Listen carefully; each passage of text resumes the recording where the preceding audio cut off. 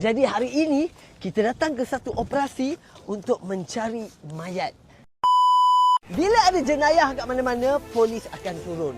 Bila ada peperangan, askar akan turun. Bila ada bencana alam atau banjir, kebakaran, biasanya korang tengok bomba turun. Dan sebenarnya ada satu lagi badan yang akan turun sekali dan biasanya saya tengok badan ni saya tak pernah kenal sebab dia baju biru. But now, saya tahu sebenarnya bila ada orang sangkut dekat bawah air, bencana alam, tanah runtuh, gempa bumi, badan ni juga salah satu badan yang akan join untuk operasi dia kat Malaysia. Jadi, hari ini saya dan tim, kau boleh tengok, saya and tim, kita jadi Angkatan Pertahanan Awam.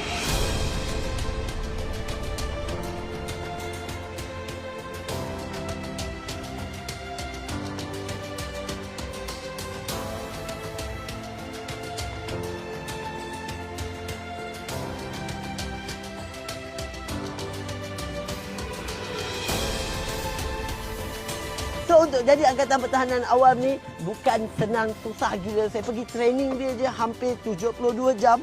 Jadi hari ini kita datang ke satu operasi untuk mencari mayat dekat bawah air.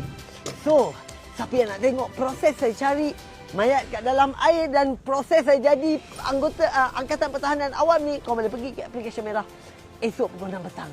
Bye.